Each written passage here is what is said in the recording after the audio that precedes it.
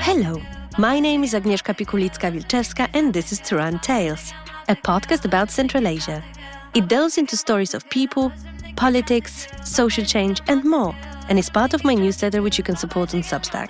Welcome and be my guest in the journey to Central Asia. Hi listeners. When we think about typical Soviet interior design, what usually comes to mind are wall carpets. They became an important element of home decor while also serving practical functions, such as helping to insulate homes during the cold winter months.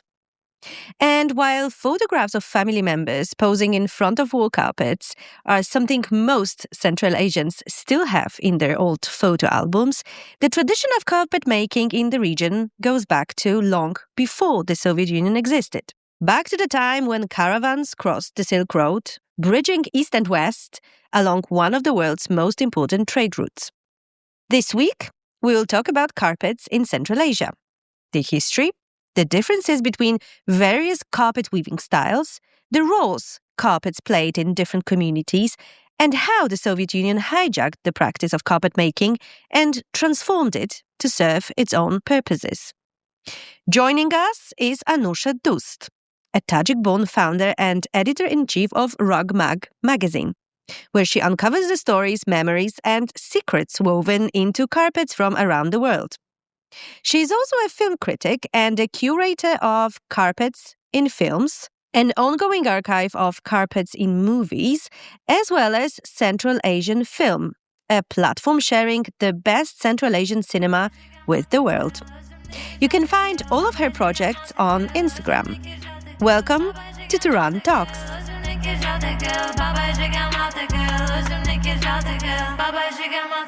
Hey Anusha, thank you so much for accepting my invitation. Thank you, Agnieszka, for having me. Let's start from explaining who you are, because you were born in Tajikistan and then you moved with your family to Poland when you were still a child.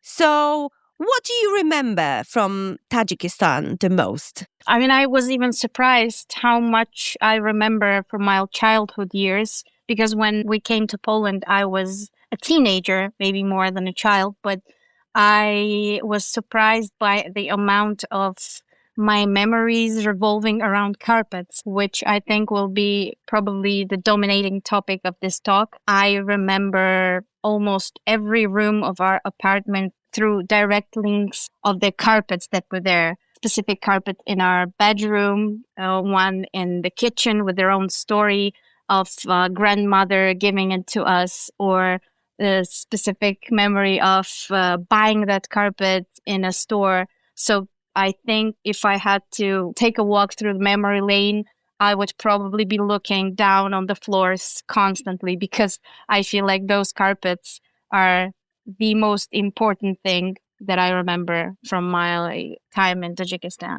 Is this when your passion for carpets began, or was it later when you started going back in memory to those days in Tajikistan? I think I contribute that to probably every migrant's desire to hold on to memories of your hometown or birthplace. In your head, you are trying to constantly replay some memories so you can hold on to that rope of your culture in a sense. And for me, that rope was probably a carpet thread. And I think, yes, I contributed to that, and maybe to the specific moment of entering a Polish household, a Polish apartment, our first one that I went through when moving to Poland, because I realized that something in this space was throwing me off. And I thought for a very long time, I couldn't really grasp it. I didn't understand what was I lacking here, because it was not a matter of language or culture. I realized that it's those naked floors that I saw in a Polish home that felt really almost unbearable for me, because for me, the floor is almost invisible. In Tajik households, it's usually covered with carpets, and it's been like that for many years.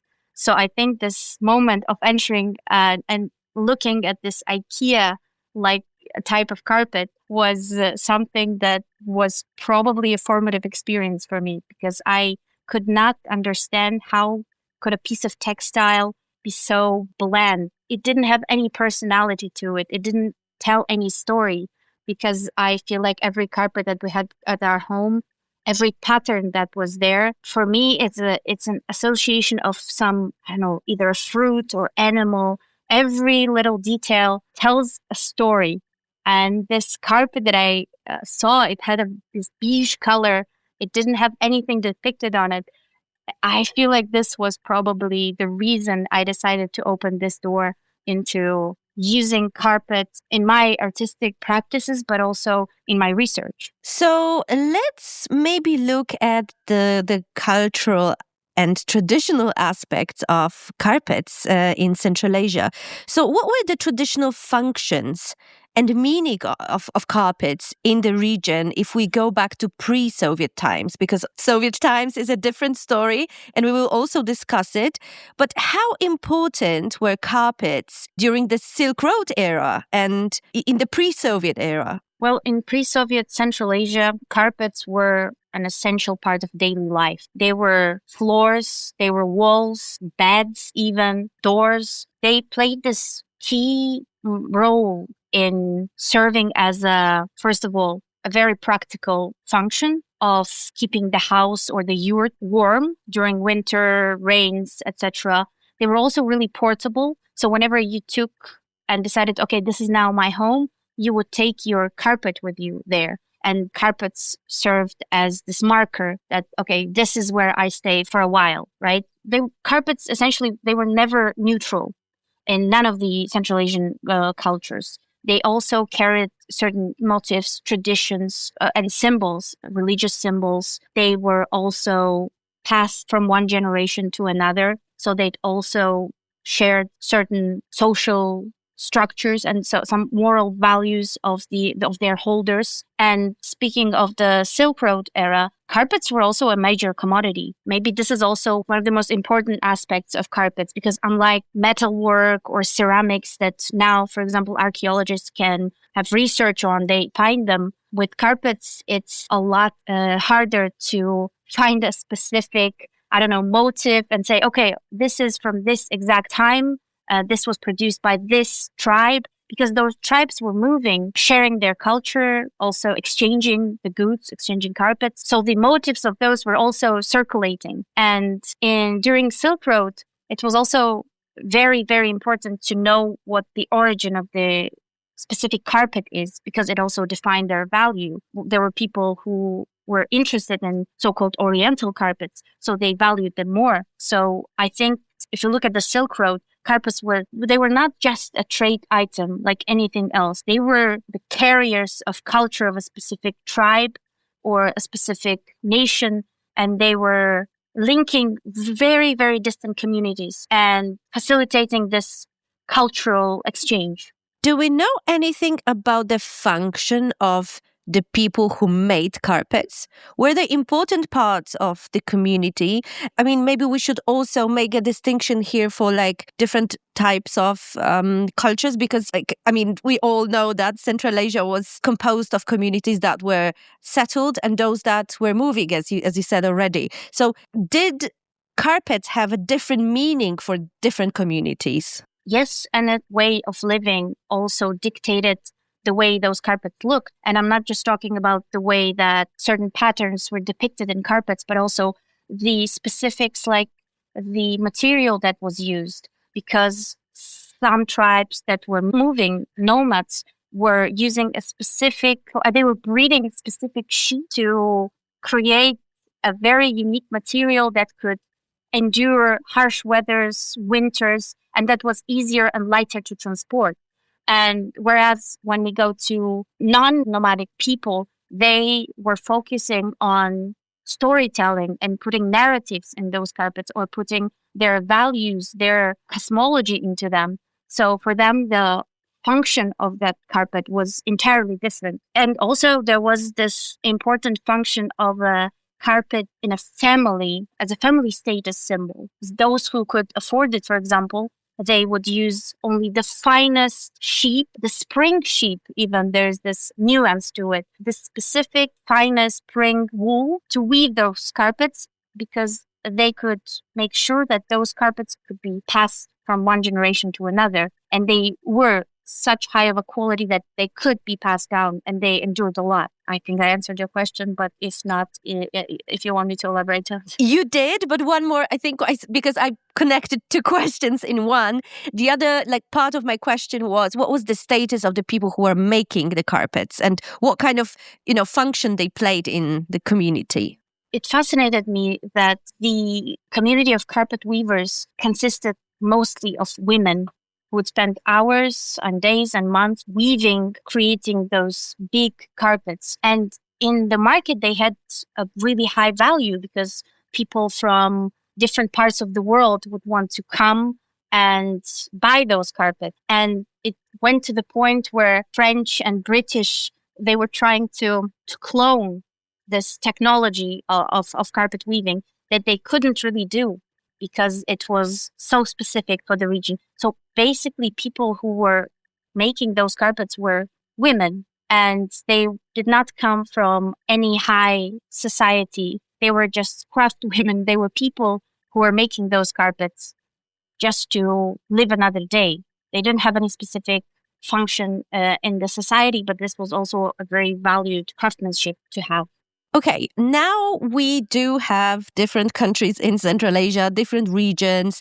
And obviously, back in the day when the carpets or the patterns were being created and being developed, and during the Silk Road, we didn't. But maybe there is a way to divide or explain what kind of patterns would different peoples traditionally create. So maybe there is a way to explain what kind of carpets or what kind of patterns would the Tajiks or the Uzbeks or the Turkmens like to create. Could you maybe give us a little bit of an overview about that? So if we were to divide Central Asian carpet making, we have to divide it into three main categories. So flat weaving, so creating this very smooth, very tight surfaces, perfect for floors. The second way of weaving would be a pile weaving. So a really luxurious textures usually used as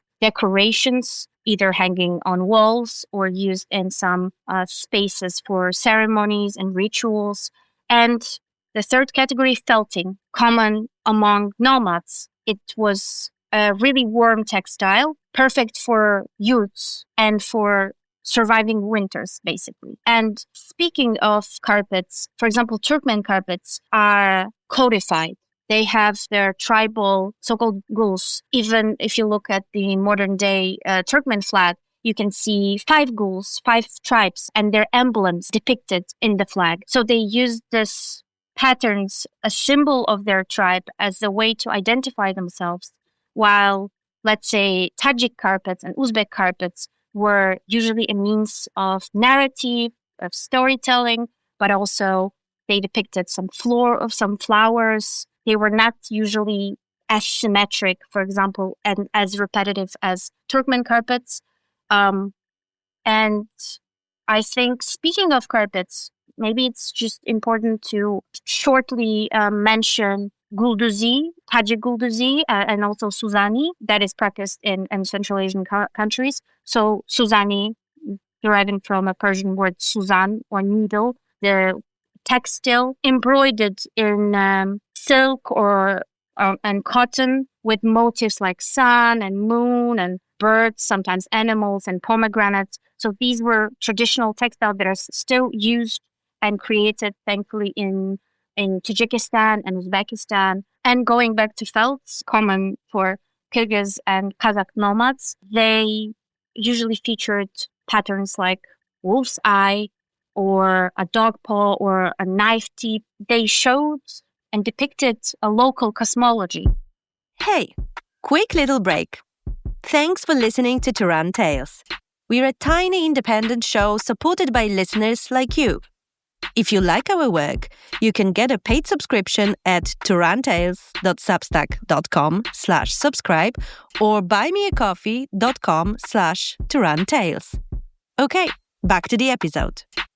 Let's move to the later times and the time when the Soviet Union took over Central Asia. And when we think about the traditional Soviet imagery, we see wall carpets. This is something that people kind of remember either from childhood or from Soviet films. So, how has the function of the carpet changed in the Soviet times? And how did the Soviet Union incorporate this carpet culture into its own? That's a very interesting question because Soviet influence in carpet history is one of the most important points because, well, let's maybe move back to 1920s when this grand plan of Lenin with monumental propaganda began, when where they started with mobile agit trains and steamers that were traveling across the Soviet Union, including Central Asia, where they were displaying different slogans and visual narratives. And later, those agit trains moved to visual language of posters, of songs. And really, gradually, they decided to take over textiles as well. So already in 1920s, we had carpets depicting portraits of Lenin and showcasing this greatness of Soviet Union. Of course, first and foremost, all the religious symbols from those carpets were gone. And this new era of Soviet carpet making began where each carpet was a carrier of a specific slogan of Soviet Union's propaganda, so-called friendship of the peoples. So there were groups of peoples from different nations, all united. We had carpets depicting spaceships, and we had carpets with the first Soviet people in space. We had a portrait of Gagarin. We had a portrait of Tereshkova. And all this was happening simultaneously in different nowadays in modern Central Asian infrastructures in different states. So we had carpets with portraits of Lenin, Stalin, Molotov, and we had abstract depictions and geometrical depictions of Soviet Union's achievements, not only in science, but also in culture and in different spheres of life.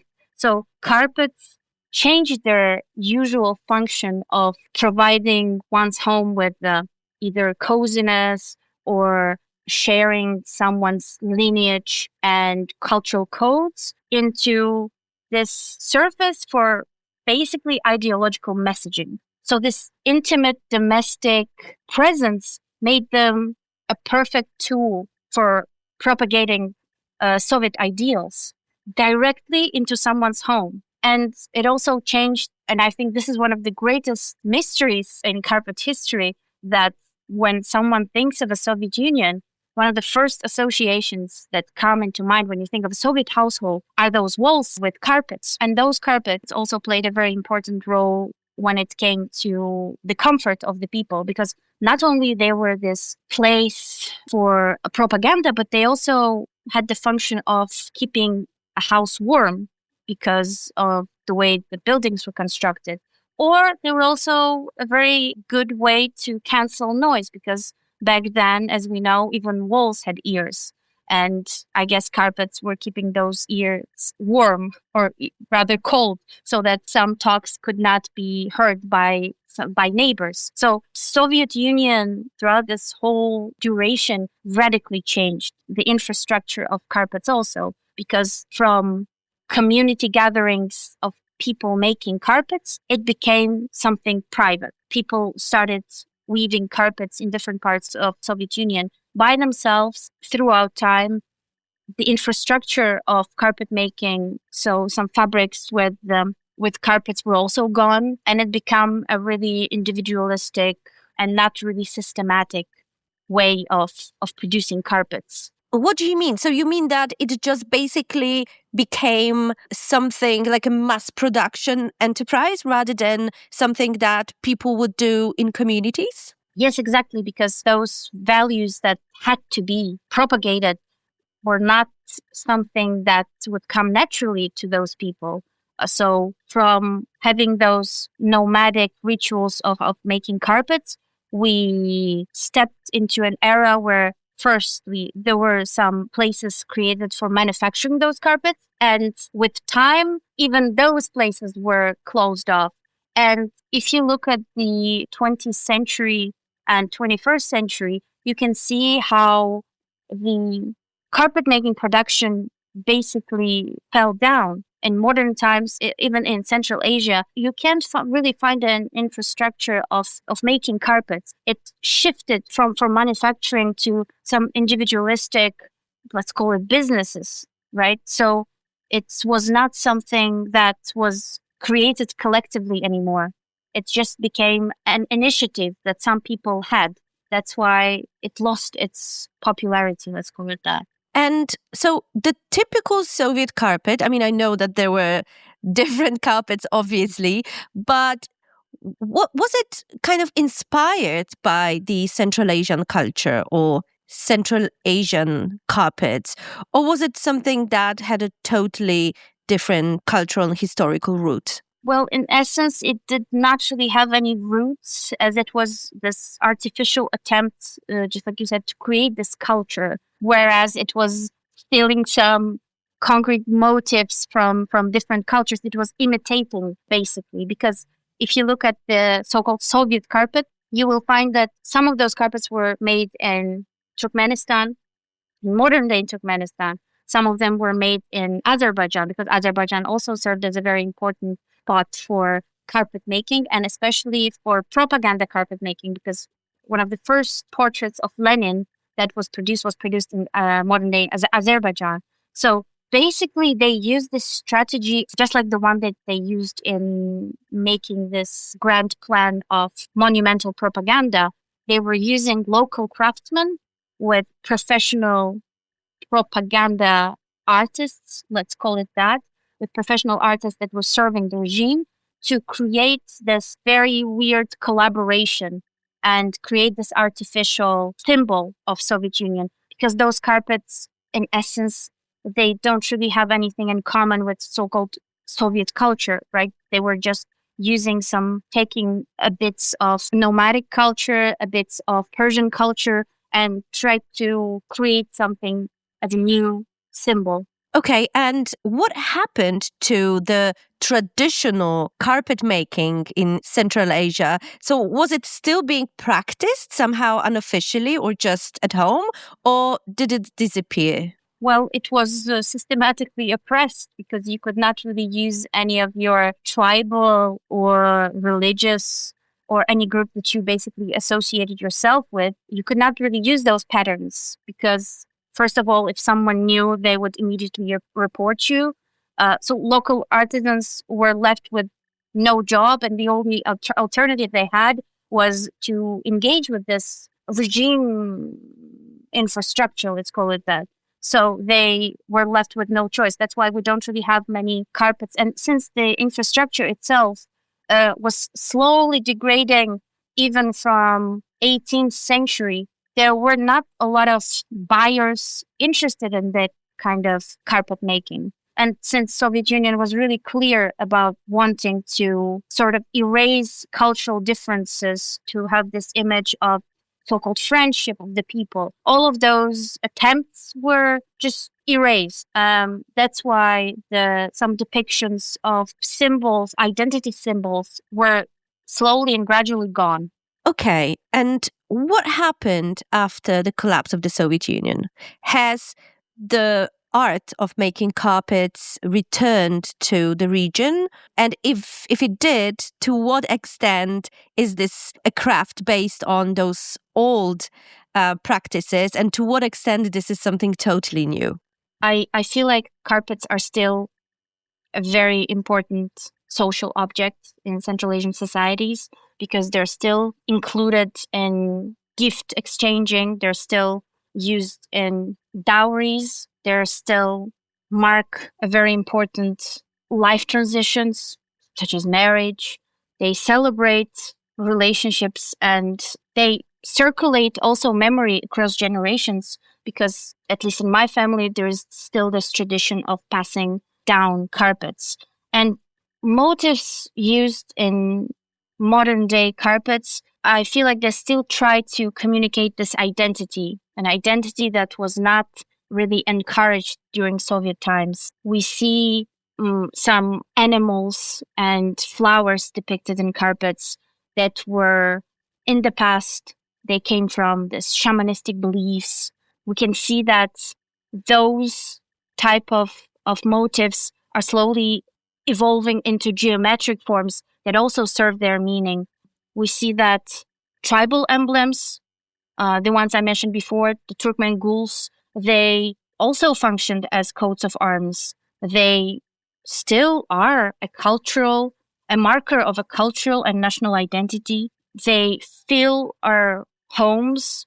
They are still part of our everyday life. One can't really imagine a household in Central Asia that has no carpets at all.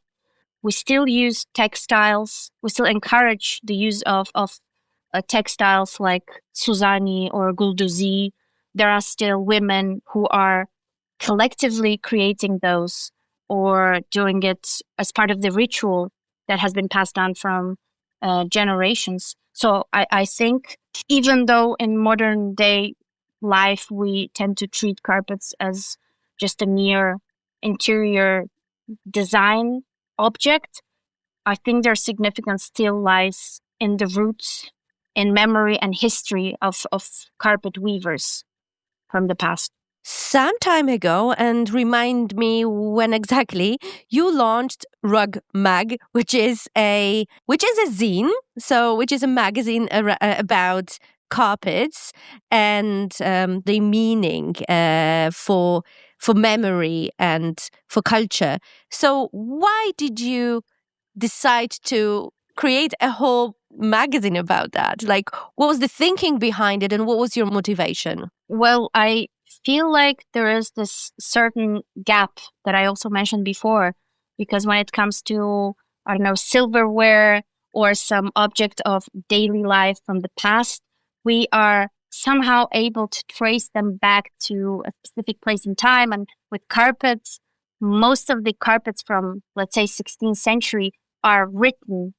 We know about them from text or from paintings. A lot of French painters were inspired by Persian carpets, and they decided to use it in their paintings with a great amount of focus on a detail. That's why I think in research there's also this big gap when it comes to textiles and specifically carpets.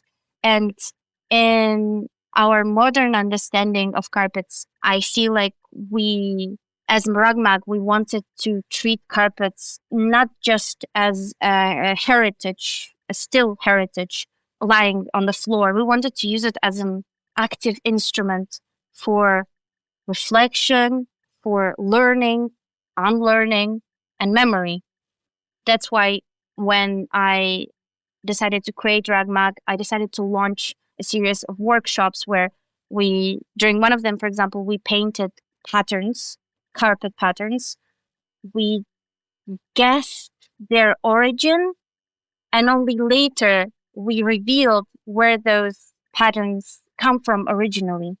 And it was really a surprising experience because local participants, the ones that came from Poland, they were surprised that regions like Podlasie were difficult to identify. They didn't even know Podlasie had an infrastructure of carpet making, um, which I feel like it helps us understand that carpet patterns and carpets erase borders in so many ways and so fastly that we cannot fully comprehend it.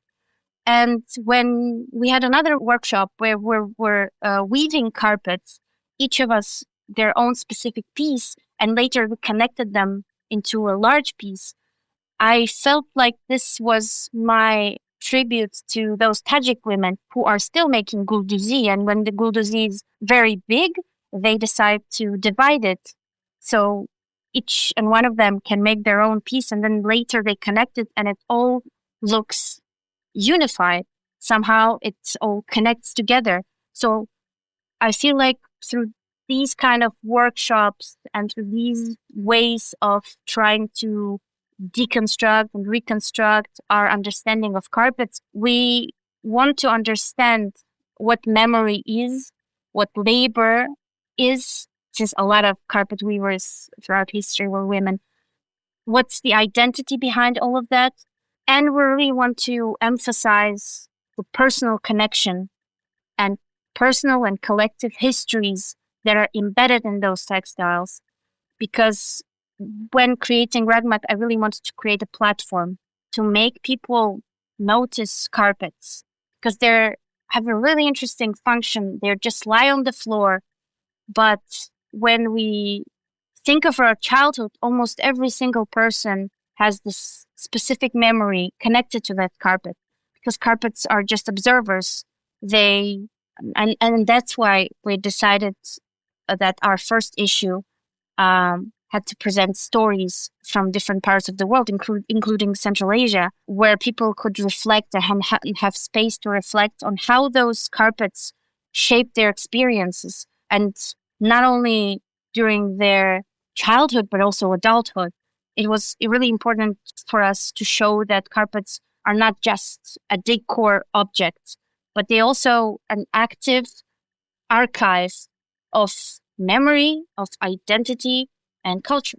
That's very interesting. And I wonder if you've noticed any difference between the way, Gen Z experiences carpets based on where they're from. So, a difference between somebody from Poland and somebody from Central Asia. Well, going back to our first issue where we decided to invite authors from every part of the world to share their stories, one could see how just a simple picture of a Kyrgyz girl sitting in front of a carpet with her mom evoked so many memories for almost every Central Asian person that was there with us during the premiere. Because almost everyone had the same picture with the same setting, but just a different carpet. And it was a carpet hanging on the wall, and a mother and a child sitting together. And for Polish people, I usually found that carpet has a really strong connection with their grandparents because whenever they went to their grandparents' house, there was also always a carpet, either lying on the floor or hanging on the wall. So this is very interesting that for Central Asians, carpet is not only connected to the past but also to the present, while for Polish people, it's mostly this connection to the past because grandmother or a grandfather remembers those times in Soviet Union when the walls were full of carpets, and this is their way of preserving that in a way. So this is probably one of the interesting finds. Does the house in Dushanbe, where you were born and that you described in the beginning of our conversation, does it still exist? Do you go there? It still exists, but from what I know, from May of 2026, they will be demolishing the building because almost every part of modern day Dushanbe is being rebuilt. And those old buildings that I remember Dushanbe from, because for me, Dushanbe was always a lane of really old buildings with a very specific use of color. And every building was really small. And it had this infrastructure around it where whenever you went out to the street, you could always find your friends. You could always find children playing, even though there was no playground.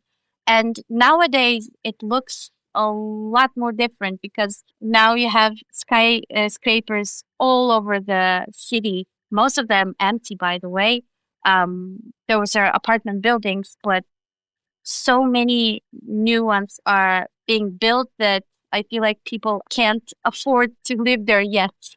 But all of the old buildings are being demolished because there is this trend of rebuilding the whole city. So I just hope to see my carpets again and to save them before May because it would break my heart if they were demolished with the building.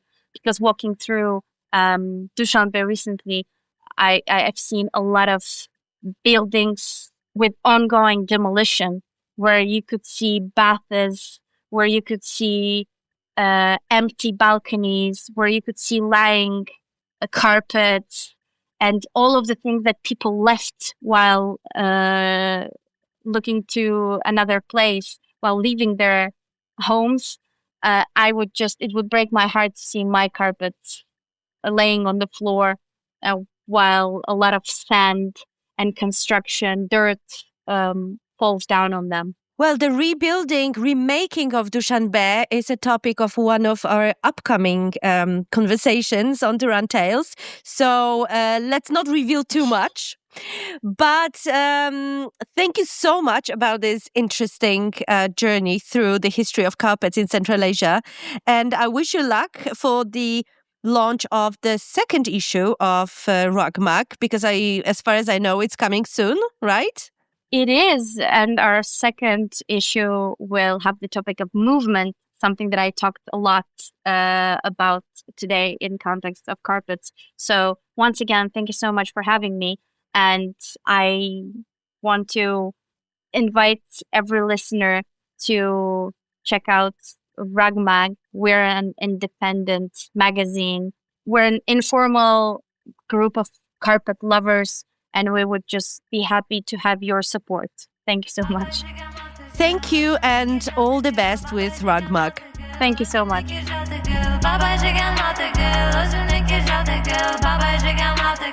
That's it for today. Thank you for listening, and please subscribe to Duran Tales on Substack. I look forward to meeting you there and on my newsletter's social media.